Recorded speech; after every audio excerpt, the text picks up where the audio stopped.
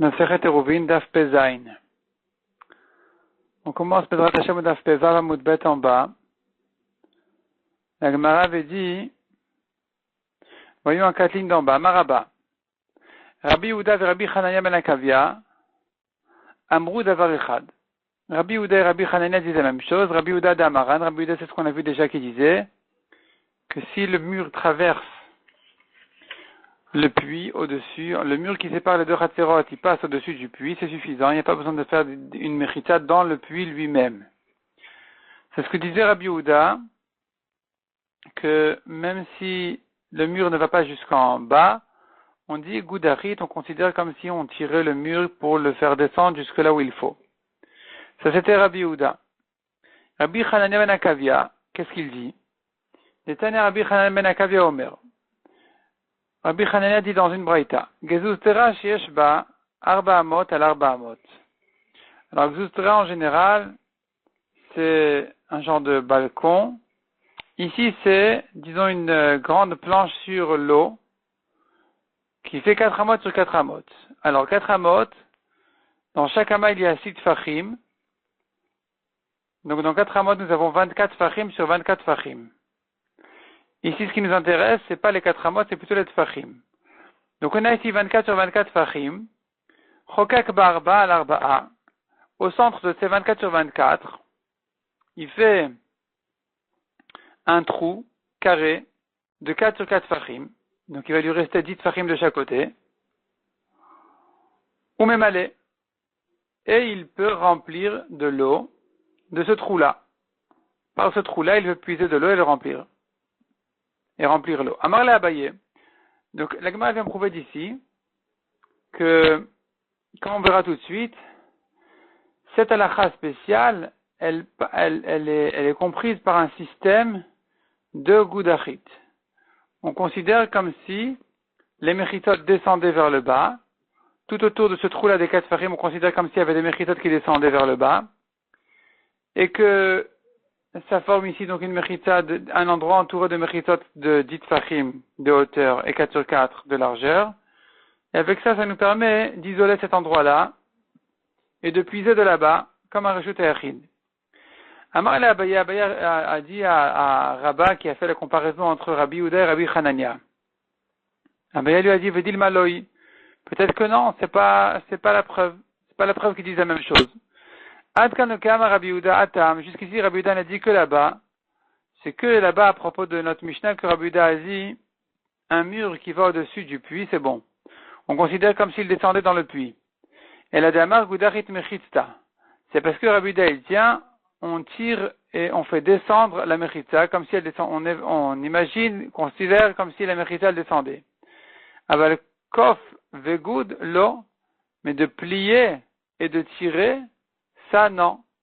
C'est-à-dire que le système de Rabbi Hanania ben Akavia, il marche parce que quand Rabbi Hanania dit, tu fais un trou de 4 sur 4 au milieu, il me restera autour de ce trou-là 10 fachim de chaque côté. On considère comme si ces 10 fachim-là étaient pliés vers le bas. De chaque côté, 10 fachim sur les 4 fachim, étaient pliés vers le bas jusqu'à ce que ça forme un cadre jusqu'en bas de 4 sur 4 fachim sur une hauteur de 10 fachim. Ça, c'est un chidouche. Qui dit que Rabbi Yehuda, il sera d'accord avec Rabbi Hanania pour ce chidouche. Peut-être que Rabbi Yehuda, lui, c'est vrai qu'il dit Goudachit, tu tires, tu baisses la mechitza, oui, mais pas tu plies et tu baisses. Ça, c'est trop.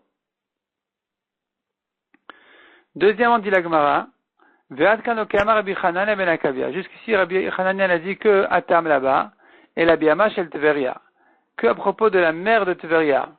La mer de Tveria, la Kinneret là-bas, c'est une mer qui devrait être plus facilement permise à porter là-bas, à résoudre le problème de la mer. Oil viesh là, Oganim, Ayarot, Vekarafifot, Mekifotota. Puisque cette mer elle est entourée de rebords, de villes, de terrains, de reshut hayachid, elle est profonde. Et donc, puisqu'elle est entourée finalement comme de murs tout autour d'elle, qui forment des mechitzot, tous ces endroits-là qui sont autour de la mer de Tveria, ils forment des méchitot autour d'elle, alors on peut plus facilement la permettre. Avec ce système-là, de 4 sur 4 amot, on peut dire oui, je considère comme si autour du trou de 4 sur 4 fachim, on pliait et on baissait tout le reste de la planche de manière à obtenir un endroit qui fasse 10 fachim de hauteur et 4 sur 4 de largeur. Là-bas, je me permets facilement de parler comme ça parce que de toute façon, c'est un endroit qui, a priori, est entouré de mechitot, qui devrait être un reshut éachid, même si Midirabanan, on le considère comme un carmélite parce que quand même, c'est un très grand lac, mais qui n'est pas habité évidemment, mais dès qu'on a trouvé une petite solution, c'est suffisant. Donc là-bas, Rabbi Hanania s'est permis de le dire, mais aval aval bishar memot lo, mais dans d'autres lacs, non, on ne dira pas ça, on ne pourra pas permettre facilement de dire le mur qui passe au-dessus du puits, c'est comme s'il descendait dans le puits. Non, là-bas on ne peut pas dire ça parce que tu es en train de permettre un domaine qui n'est pas un reshut éachid comme le lac de Tveria. Et pour le permettre, il faudrait vraiment que la Mechita descende là-bas. Descende dans ce puits-là pour le permettre. C'est-à-dire que, contrairement au lac de Tveria, qui est déjà de toute façon entouré de Mechitot, donc là-bas, facilement, je peux terminer ces Mechitot avec n'importe quel système qu'on vient de dire. Là-bas, c'est facile à le dire, mais chez nous, le puits, je veux le partager avec vraiment une vraie Mechita. Même s'il est un reshut éachid, même s'il a les conditions d'un reshut éachid, mais je veux le partager en 2 reshut éachid, que chacun puisse prendre de son côté. Chaque ratzer qui se termine au milieu du puits, il a une mechita qui descend vraiment dans le puits, pour qu'il puisse puiser de son côté. Et donc là-bas, il faut vraiment que la mechita descende dans le puits. Tu ne diras pas facilement goudachit, on considère comme si la mechita est descendue dans le puits. Ça, on ne dira pas. Donc on n'a pas de preuve de comparer Rabbi Yehuda avec Rabbi Hanania. Amar Abaye, ou le livret Rabbi Hanania ben Akavia, selon les paroles de Rabbi Hanania ben Akavia, on n'a pas forcément besoin de 4 amot sur 4 amot. On pourrait dire même plus petit que ça, serait permis, dans quel cas? Si cette planche en question qui est posée sur l'eau, elle est fixée sur l'eau en réalité, elle est proche du mur, dans les 3 tfachim du mur, il faut que sa longueur au long du mur fasse 4 amot. Verochba, mais sa largeur n'a pas besoin de faire toutes les 4 amot. Il suffit de achadassar ou machéou. Il suffit de faire 11 tfachim et un peu plus pour obtenir, après tout notre système où on plie et on baisse les mechitot, on va obtenir plus facilement un endroit encadré de 10 tfachim de hauteur et 4 sur 4 de largeur. Comment ça se fait? Le mur lui-même, il va me servir déjà de 10 tfachim de hauteur de son côté à lui. Et en face du mur, donc il nous reste encore 3 murs à former, qui fassent chacun 4 tfachim de largeur et 10 de hauteur. Alors, avant en face du mur, parlons maintenant d'abord des 2 côtés du mur.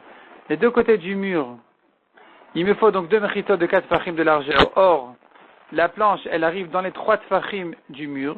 Donc j'ai un lavoud. Il me manque plus qu'un tefar de largeur et un peu plus pour entrer dans les 3 tfachim du mur. Et si je fais ça, alors je peux considérer maintenant, c'est-à-dire il faudra faire un trou d'un tefar et quelques de largeur sur 4 tfachim de largeur, de longueur disons. Maintenant, ce tefar et quelques des deux côtés,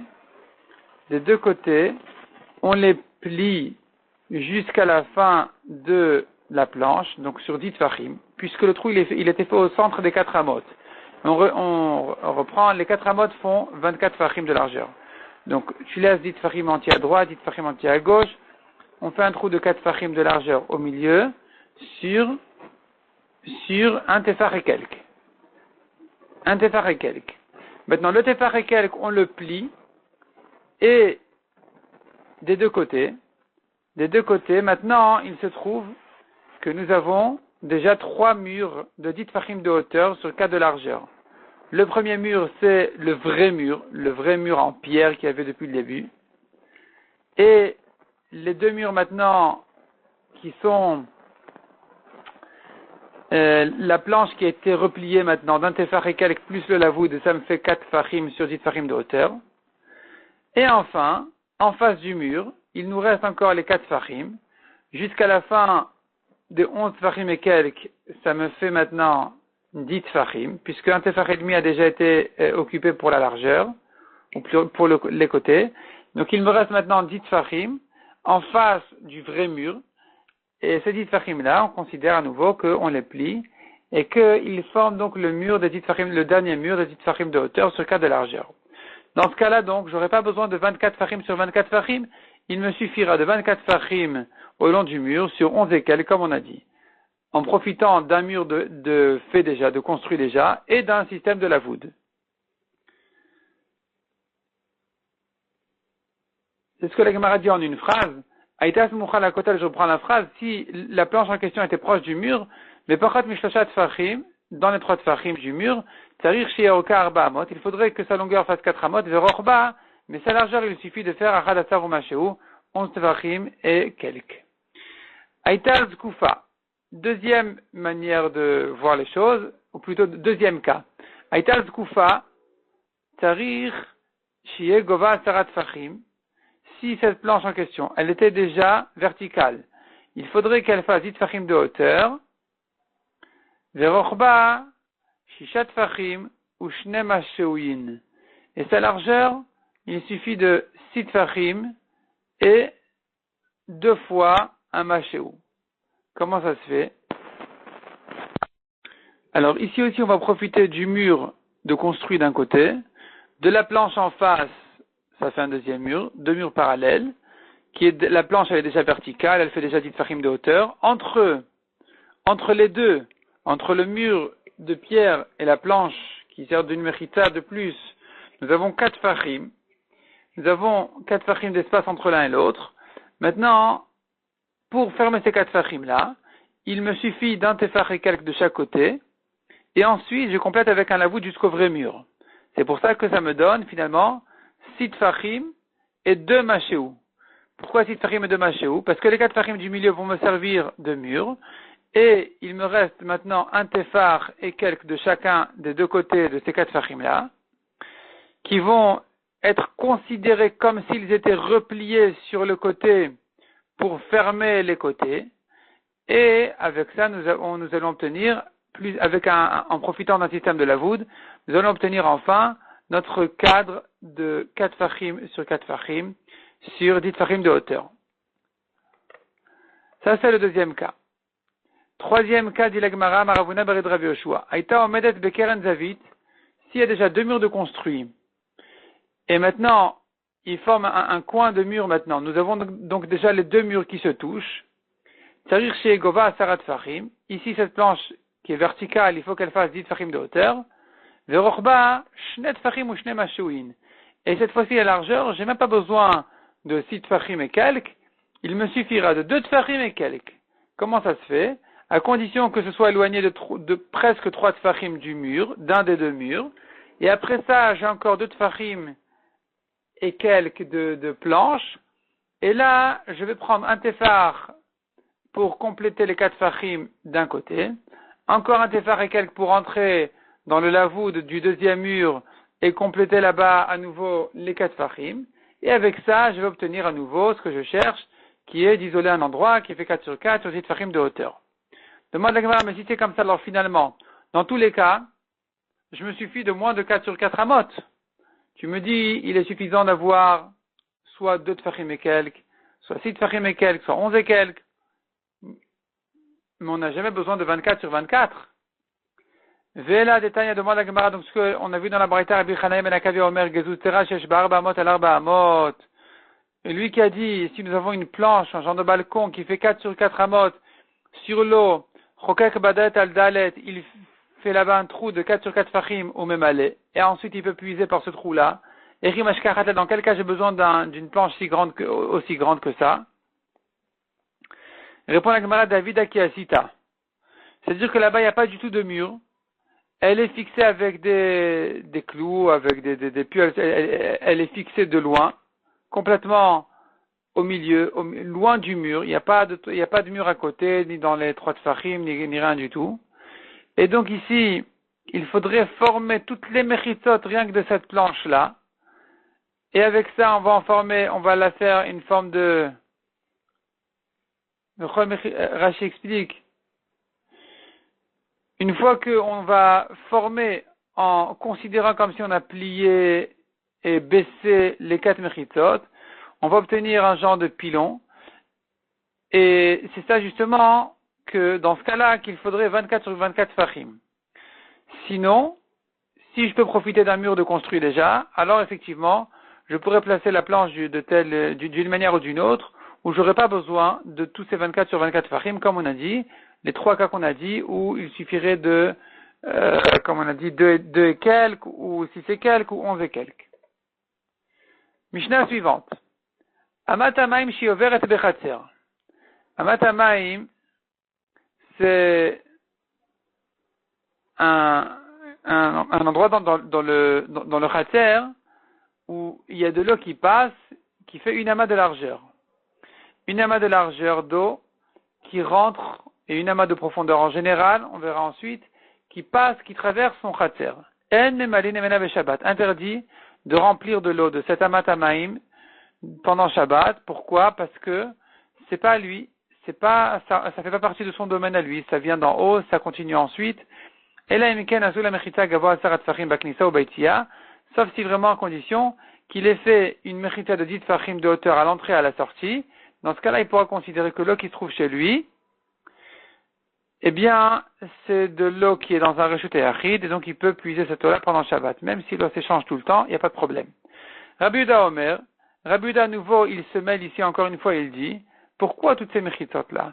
Kotel Shalgaba, Tidon Mishum Mechita. Le mur qu'il y a sur la Matamaim peut être jugé comme une mechitza. On peut considérer comme s'il y avait déjà ici une mechitza, puisque de toute façon il y a un mur qui sert à isoler son khatser.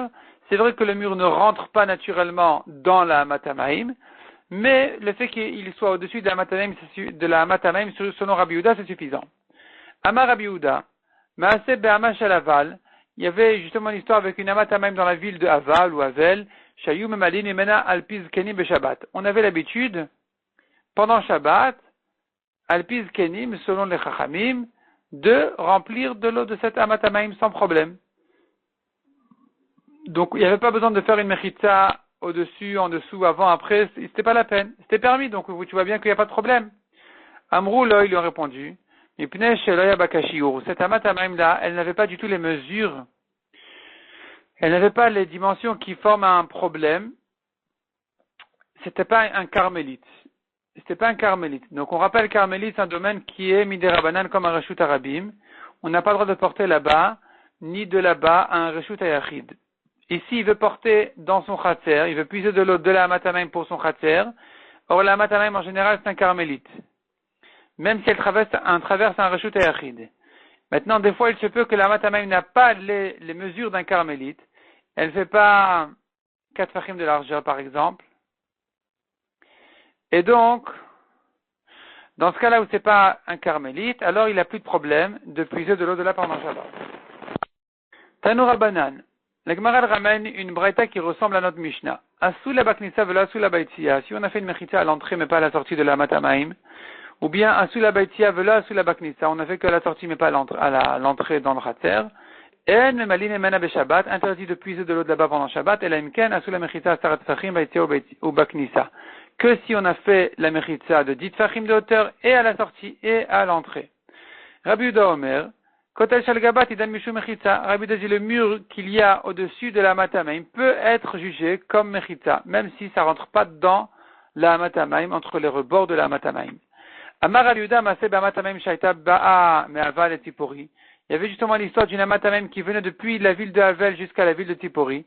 Vayu memalin hemena beshabbat al pi azkenim. Et les Chachamim ont permis de puiser de là-bas pendant Shabbat. Donc tu vois qu'il n'y a pas de problème. Amrou, les Chachamim lui ont répondu, Misham Raya, est-ce qu'il y a une preuve de là-bas?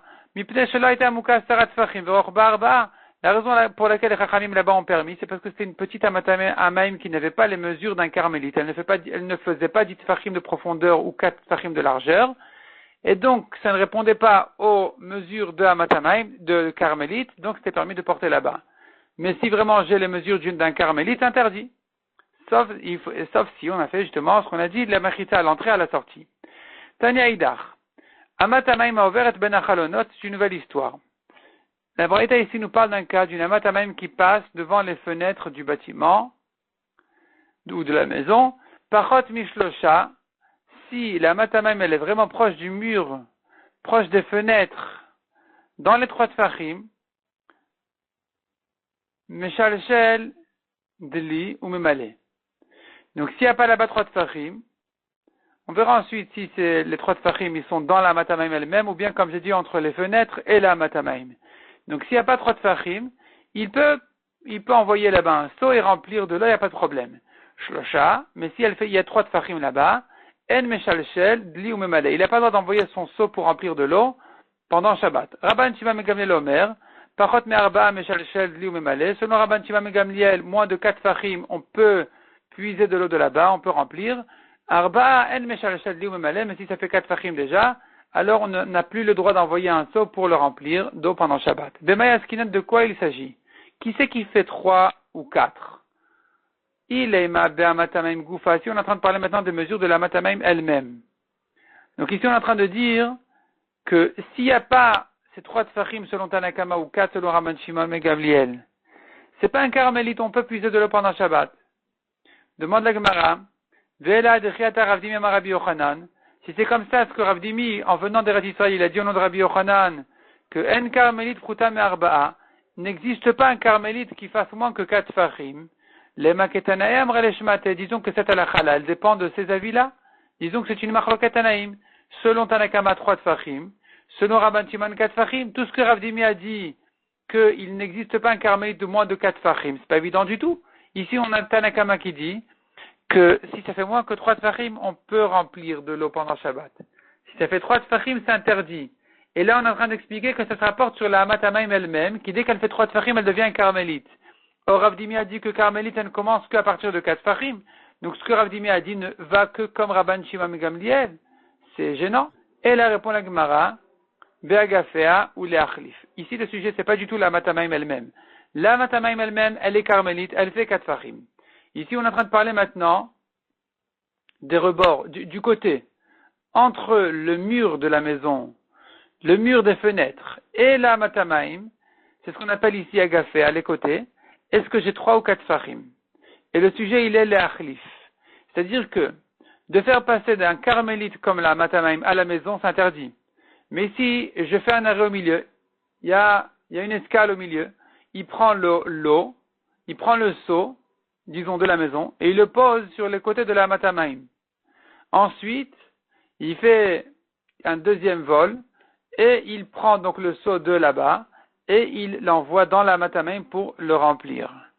Une fois que c'est rempli, il le pose sur les rebords, sur les côtés, et à nouveau, il le rentre à la maison. Est-ce que ces côtés-là sont considérés comme un reshut hayachid, ou bien ils sont considérés comme un makom ptour? Alors justement, ça dépend de ça. Si il y a 3 tfachim selon Tanakama, ou 4 tfachim selon Rabban Shimon ben Gamliel, alors c'est interdit même de faire un arrêt sur les côtés.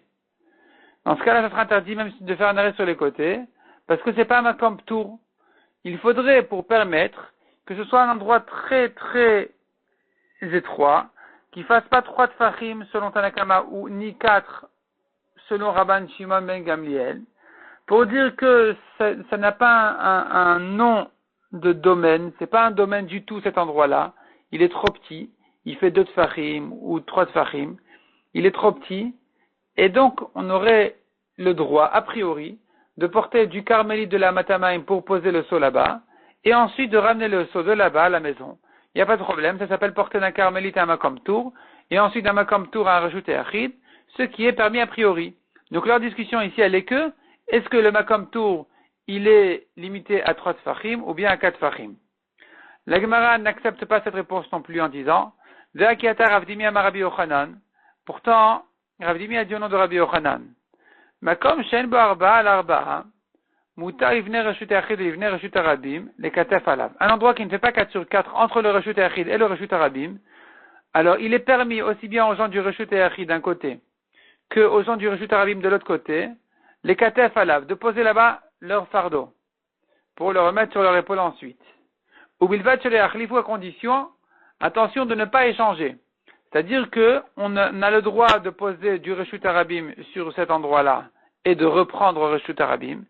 On a le droit de poser du Reshut Yachid sur cet endroit-là qui fait moins de 4 sur 4 et de reprendre Reshut Yachid parce qu'il est permis de sortir ou de rentrer d'un Makom Tour à un Reshut Yachid ou un Reshut Arabim. Mais attention, interdit d'échanger. Il n'a pas le droit de faire passer du Reshut Yachid au Reshut Arabim ou le contraire, en passant par ce Makom Tour, même en posant sur le Makom Tour. Donc comment ça se fait que chez nous on a permis cette escale de passer par ce Makom Tour, et de donc avec ça faire passer l'eau de la Carmélite au Reshut Yachid? Qu'est-ce que ça peut bien faire qu'il s'est arrêté au milieu dans un Makom Tour? Du moment qu'il a fait passer d'un domaine à un autre domaine qui sont interdits de passer de l'un à l'autre, alors même s'il a fait par un Makom Tour au milieu, ça devrait être interdit. Répond la Gemara, Atam Reshut de Oraita. Là-bas, il s'agit de domaines qui sont interdits Minatora. D'un côté, j'ai Reshut Yachid, d'un côté, j'ai Reshut Arabim. Là-bas, les Chachamim ont interdit de faire l'échange, parce que si seulement il ose oublier de passer par le Makom Tour, et de poser là-bas dans le Makom Tour, et que Chas V'Shalom il fasse passer directement du Reshut Yachid au Reshut Arabim, ou le contraire, là, il touche déjà un Deoraita.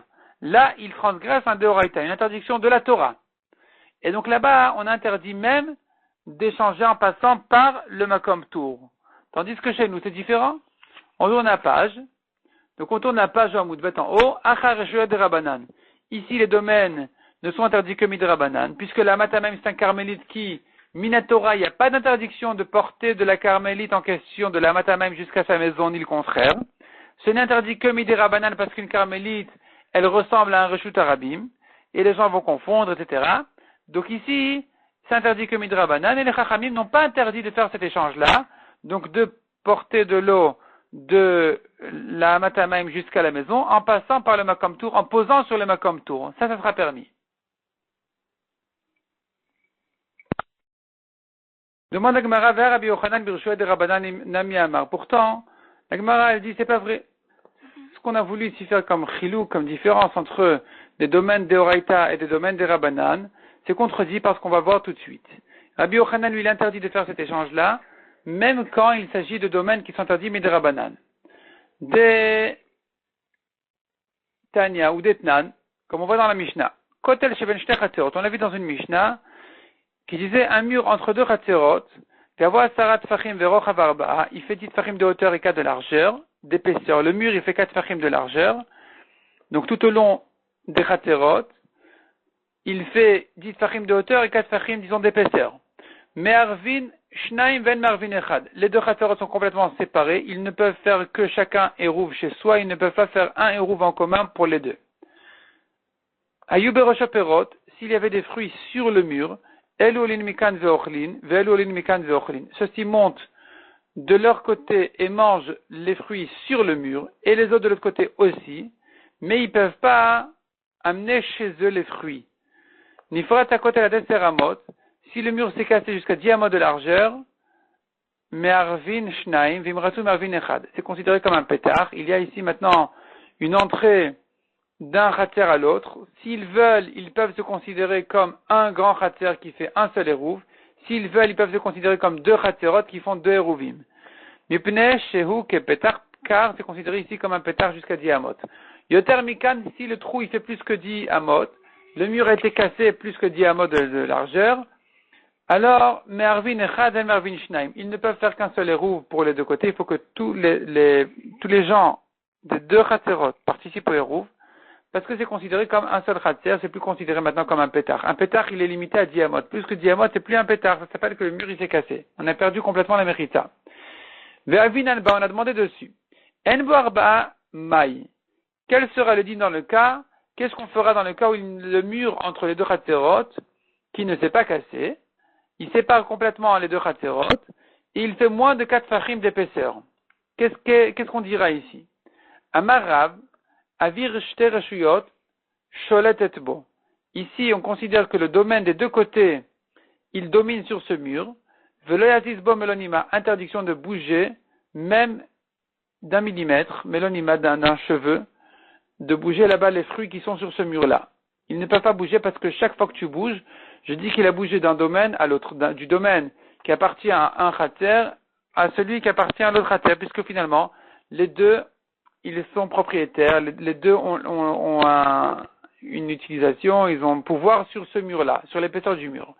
De Rabbi Yochanan Amar, Elu malin mikan ve'ochlin, ve'elu malin mikan ve'ochlin. Rabbi Yochanan, il permet de monter des fruits de chacun des deux côtés et de les laisser sur le mur. Ve'az Rabbi Yochanan etame. Et Rabbi Yochanan, il suit sa svara qui dit, Nechiata Rav Dimi Amar Rabbi Yochanan, Rav Dimi, toujours au nom de Rabbi Yochanan, a dit, Makom shen bo arba al arba, un endroit qui ne fait pas 4 sur 4 fachim, comme notre mur à nous ici, dont on parle maintenant qui sépare les deux khaterot, Moutar livner reshut arabim velivner reshut achid, des katef alab. Il est permis aussi bien aux gens du reshut arabim d'un côté, qu'à ceux du reshut achid de l'autre côté, de poser dessus leur fardeau.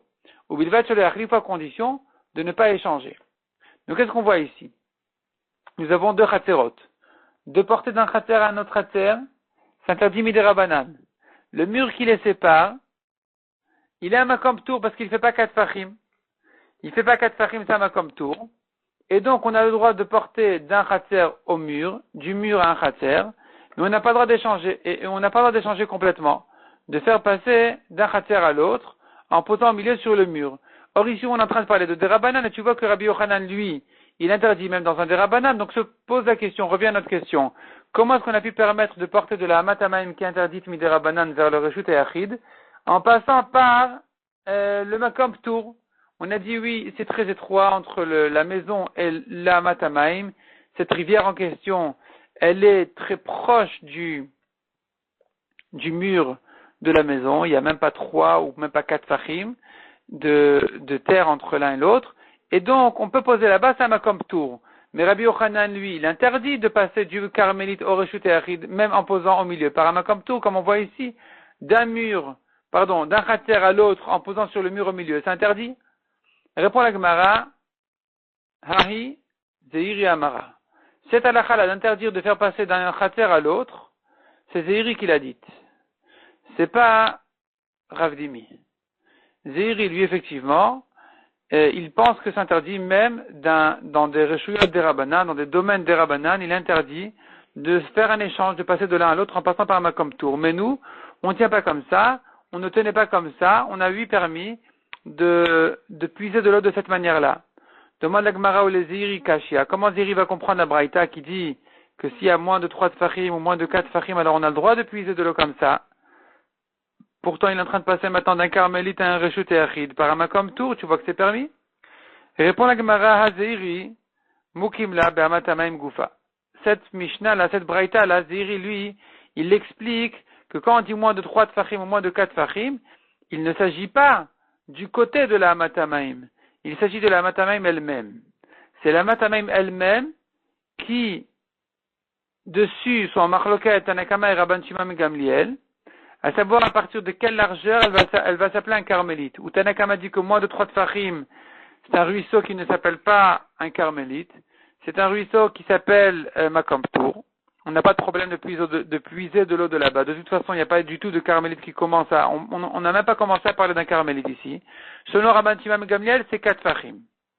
Mais on n'est pas en train de parler du cas où on croyait que la Matamaim fait 8 4 fachim et qu'elle est 8 un carmélite, et que donc de passer de là-bas à la maison en posant au milieu, ça, même si tu poses sur un makom tour, selon Ziri, ça sera interdit. C'est pas de ça qu'on parle. Et la Gemara elle complète en disant, Verav Dimi Tanaï. Et selon Ziri, la halakha que Rav Dimi a cité, de dire que un makom tour, c'est moins de 4 fachim, eh bien, c'est effectivement, c'est pas évident. C'est une machloket Tanaïm. Est-ce que c'est à moins de 3 fachim ou à moins de 4 fachim? Donc, je me corrige. Moi, un carmélite, Rav Dimi avait dit qu'un carmélite qui ne peut pas faire moins de 4 fachim. Alors ici, selon la compréhension de Zeiri, c'est justement la marloquette. Est-ce que la matanaim s'appelle carmélite à moins de 4 fachim, à partir de 3 ou non, ou bien à partir de 4? Eh bien justement, ça sera la marloquette. Et donc ce que Rav Dimi a dit, que c'est à partir de 4 fachim que ça s'appelle un carmélite, il ira que comme Rabban Shimon ben Gamliel, selon la compréhension de Zeiri, que cette braïta est en train de parler de la matanaim elle-même. Et c'est sur ça qu'on a dit qu'à partir de 3 ou 4 fachim, ça s'appelle un carmélite. Demande la Gemara. Veteve ki chore carmélite. La Gemara elle reprend un peu vue d'ensemble.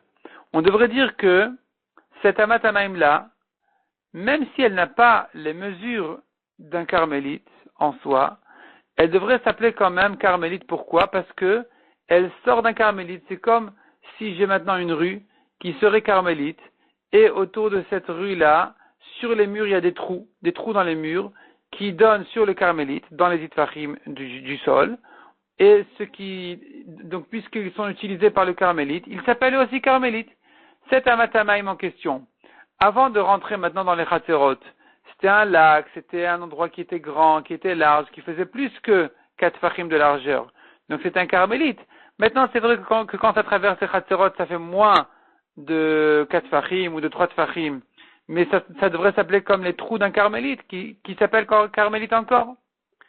Répond la Gemara, première réponse, Abaye Baravin, Verav Chanina Baravin, Damre Tarbayou, les deux disent, En chorin les carmélites. Il n'y a pas cette halakha de chorin de carmélite. C'est pas que les trous d'un carmélite s'appellent carmélite. Non. Dès que la Amat Hamaim, elle a perdu les mesures d'un carmélite, elle a perdu aussi son statut de carmélite. Ravashi Amar, deuxième réponse, Afilutema et chorin et carmélite, comme si tu veux dire qu'on tient que dans un carmélite, tous les trous qu'il y a autour s'appellent carmélite. Anemile besmoucha, c'est que quand c'est proche du carmélite. Acha bemoufleget, ici, on est loin du carmélite. C'est-à-dire qu'avant de rentrer dans la ville, disons que la rivière, elle faisait largement un carmélite, largement les 4 fachim. Mais une fois que c'est rentré entre les Chatzerot et que ça s'est beaucoup rétréci, que ça fait plus les 4 fachim, ni peut-être même les 3 fachim, là, on s'est trop éloigné du carmélite, on est trop loin déjà, on est déjà rentré, on s'est bien enfoncé dans la ville, et dans ce cas-là, ça ne s'appelle plus un carmélite, ça a perdu son statut de carmélite.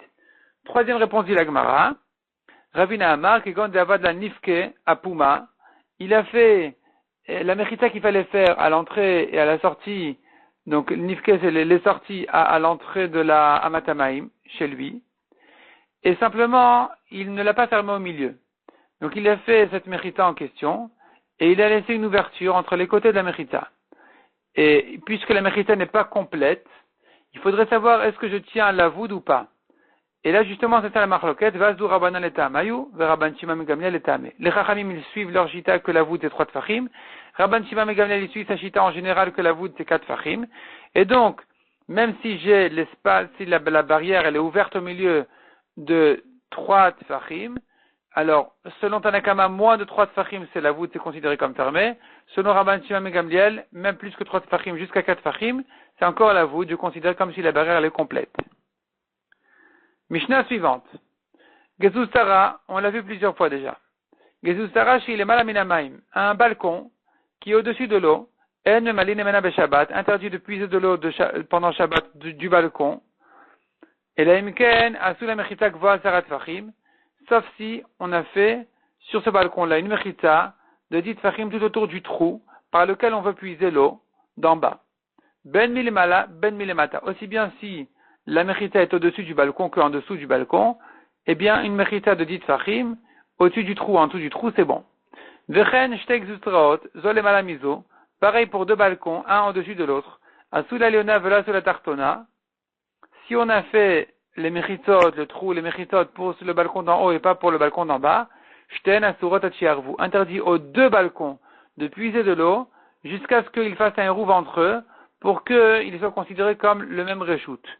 Sinon, eh bien, les gens d'en bas vont interdire aux gens d'en haut de puiser en disant on a le droit de passer ici pour puiser de l'eau, et dans le cas où c'est le cas. Et donc finalement, tant qu'on n'a pas fait rouve entre nous, il n'y a rien à faire, eh bien, c'est interdit de puiser, et pour vous et pour nous. La Gemara dit, Matnitin de l'eau que Hanania ben Akavia. Notre Mishnah ne va pas comme Hanania qui a dit, Netanya Hanania ben Akavia Omer, Gezustara Sheshbar Bamot el Arba Amot, Dalet al Dalet Amot. On l'a vu au début du DAF, selon Hanania, une gezustara, une planche sur l'eau, qui était fixée sur l'eau, qui fait 4 sur 4 amot, 24 sur 24 fachim. Chokek ba'dalet al dalet. Il fait un trou de 4 sur 4 fachim au milieu, au centre, au même allée, et il remplit par ce trou-là. Et notre Mishnah, on voit que c'est insuffisant. Il faut faire aussi les mechitzot. On ne dit pas, je considère comme si c'était plié, que ça se baissait. On ne dit pas tout ça.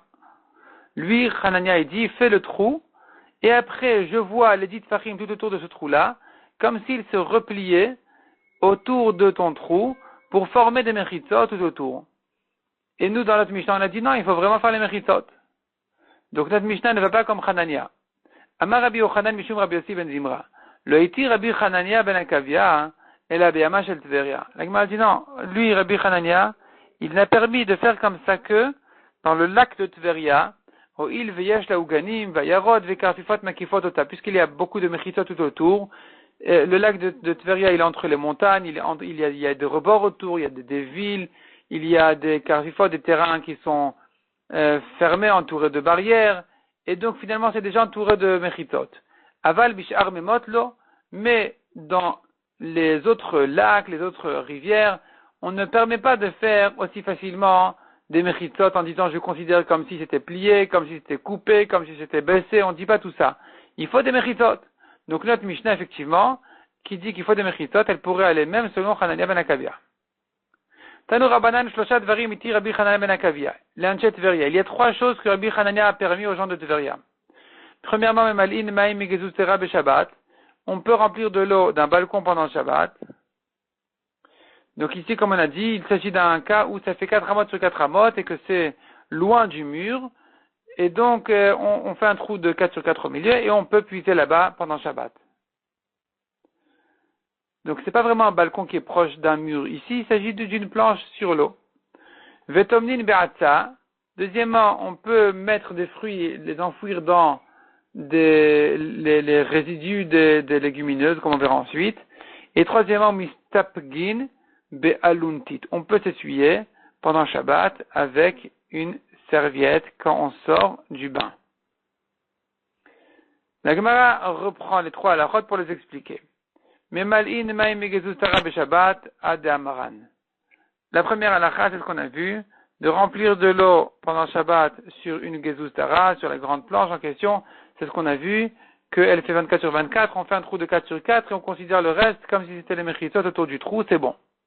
La Gemara ensuite va expliquer quelle est l'histoire d'enfouir dans les résidus de légumineuses, d'enfouir les fruits, quel est le problème, quelle est la solution, de quoi il s'agit.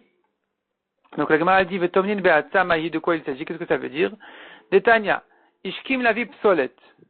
Il s'est levé tôt le matin pour amener, avant le matin encore, il veut amener les résidus de récolte du champ pour enfouir des fruits dedans. Alors il faut savoir quelle était son intention, pourquoi il s'est pressé à le faire. Im bishvil sheyesh alav tal, si c'est parce qu'il veut profiter de la rosée, are ou bechiyutan. C'est considéré comme s'il avait un intérêt de mettre un liquide de rosée sur ses fruits, et donc à partir de ce moment-là, puisqu'ils ont été mouillés par cette rosée-là, et qu'il en tirait un intérêt, il était content, il était satisfait de ça, alors dorénavant ça peut recevoir de la touma comme n'importe quel fruit qui a été mis en contact avec de l'eau ou avec un liquide comme la rosée. Mais si, la raison pour laquelle il s'est pressé de le faire le matin très tôt, c'est aucun rapport avec la rosée. Tout simplement, il était pressé à aller au travail. Alors lui, il n'a plus de satisfaction de la rosée qu'elle vienne mouiller ses fruits, et donc ses fruits ne reçoivent toujours pas de touma. Ustam anchet Tveria, et là revenons aux gens de Tveria, qui en général les gens de Tveria, kemi sheloy batalim larto dami. Eux n'ont pas ce problème-là. Eux, quand ils font ça, c'est pas pour profiter de la rosée du tout, c'est parce qu'ils ne veulent pas perdre du temps de travail, et donc eux pourront laisser leurs fruits dans les enfouir donc dans cette paille ou dans ces résidus de légumineuses, qui sont encore mouillés par la rosée, mais puisqu'ils n'ont pas de satisfaction de cette rosée-là, ça leur est égal, ils n'ont pas besoin de ça du tout, alors ça ne reçoit toujours pas de touma. Donc même si ça va toucher maintenant de la touma, ça reste taor. La Gemara ensuite va expliquer l'histoire de la serviette, on a ça pour le DAF prochain, Bezrat Hashem.